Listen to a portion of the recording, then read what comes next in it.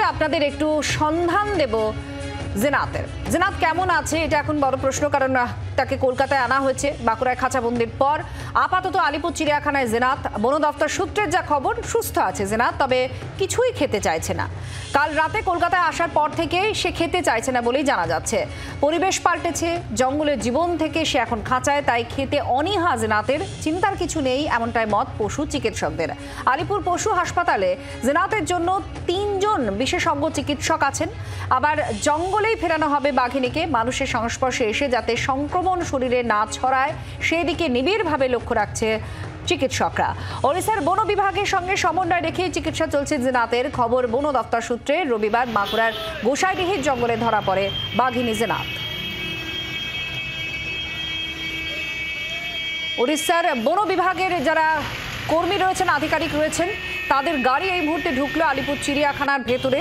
3 জন চিকিৎসক তারা কাজ করছেন, তারা জিনাতকে দেখভাল করছেন এবং তারা পশু যারা চিকিৎসক রয়েছেন তারাও বলছেন যে পরিবেশ পাল্টেছে, সেই জন্যই খাওয়ার একটা অনীহা দেখা দিয়েছে জিনাতের মধ্যে। আমাদের সঙ্গে অয়ন ঘোষাল আমাদের প্রতিনিধি আছেন। অয়ন, ওড়িশা বন দপ্তরের সঙ্গে রীতিমতো সমন্বয় রেখেই চিকিৎসকরা কাজ করছেন।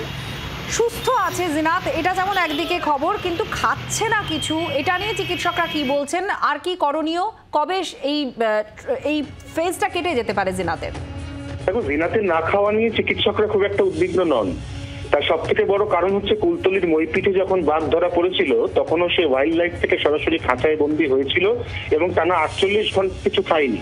তারপর সে খেতে শুরু করে এবং পরবর্তী সময় তাকে বনে ছেড়ে দেওয়া হয়। জিনাতের ক্ষেত্রেও সেই একই পন্থা অবলম্বন করা হবে।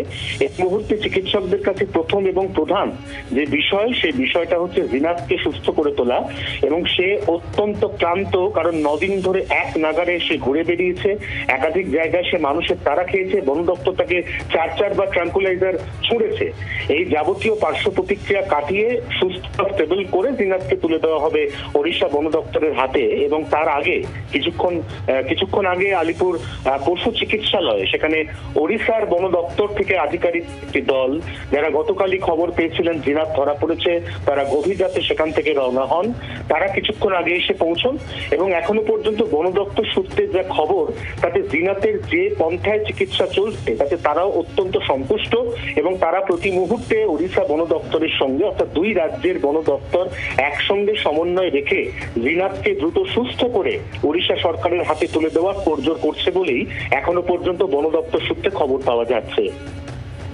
ধন্যবাদ অয়ন ঘোষাল, আমাদের প্রতিনিধি আপডেট দিলেন যে কেমন আছেন জিনাত। আর ঠিক জিনাতের এখন কোন বিষয়টার উপরে বেশি নজর দেওয়া হচ্ছে?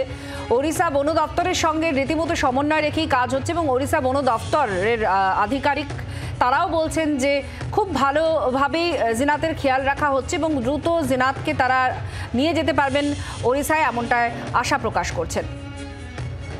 আলিপুর চিড়িয়াখানার আধিকারিক জিনাতের স্বাস্থ্য সম্পর্কে ঠিক কি বলছেন শুনুন। কেমন আছে এখন একটুখানি বলুন। সুস্থ আছে এই মুহূর্তে, কি বেহুশ অবস্থায় আনা হয়েছে? না এখন সচেতন আছে, এখন সেন্স আছে, এখন এখানে কিসের জন্য আনা হলো? অনেকদিন ধরে 22 দিন ধরে বাইরে বাঘটা ঘুরছে, তো তাকে একটু ট্রিটমেন্ট করতে হবে, দেখতে হবে ঠিকঠাক আছেন কিনা।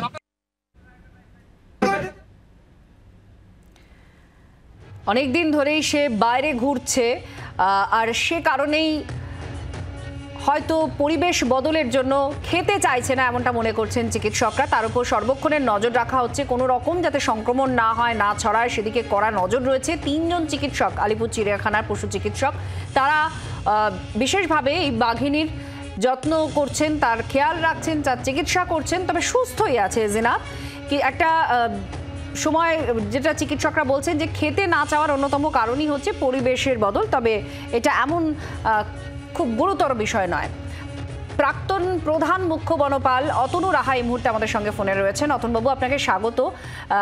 জিনাত খেতে চাইছে না, অতনুবাবু আপনি হয়তো নিজেও খোঁজ খবর করেছেন কেমন আছে জিনাত, আমাদের সকলের একটু জানার ইচ্ছে রয়েছে।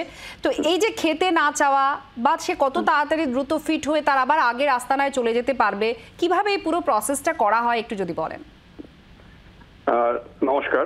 প্রথমত হচ্ছে যে বাঘটা প্রায় দিন 10 ধরে বেশ অনেকখানি লম্বা পাড়ি দিয়েছে এবং it was being chased also at some points.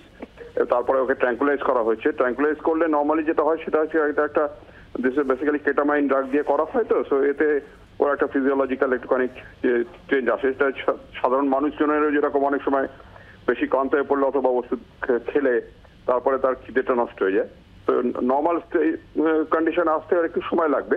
চিড়িয়াখানায় আছে, সবচেয়ে ভালো চিকিৎসা পাবে, কোনো চিন্তার কিছু নেই। এখনো পর্যন্ত যেটুকু খবর আমি পেয়েছি তাতে দ্যাটস নাথিং টু ওয়ারি। আশা করা যে শিগগিরই সুস্থ হয়ে উঠবে। তারপরে তাকে জঙ্গলে ফেরত দেওয়ার জন্য তাকে অবজারভেশনে রেখে তারপর ফেরত পাঠানো হবে।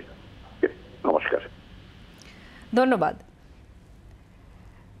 আর গতকালই আপনারা দেখেছেন মুখ্যমন্ত্রী মমতা বন্দ্যোপাধ্যায় অভিনন্দন জানিয়েছিলেন এবং একটা দলগত প্রচেষ্টার বড় একটা উজ্জ্বল উদাহরণ এই বাঘিনীকে তাকে সুস্থভাবে উদ্ধার করা, এবং এখন তার শুশ্রূষাও চলছে। তাকে দ্রুত ওড়িশার হাতে দিয়ে দেওয়া হবে, ওড়িশা বন দপ্তরের হাতে দিয়ে দেওয়া হবে। আর এই নিয়ে মুখ্যমন্ত্রী মমতা বন্দ্যোপাধ্যায় কি বলেছেন একবার আপনাদের শোনাবো। কালকে যে বাঘটিকে আমাদের বন্যকর্মীরা ধরেছেন প্রশাসনের সাহায্যে, সাধারণ মানুষের সাহায্যে, সবাই একসাথে খুব ভালোভাবে সমন্বয় করে করেছে। বাঘটি ভালো আছে, সুস্থ আছে। বাংলার আওয়াজ, বাঙালির আবেগ, জি 24 ঘন্টা।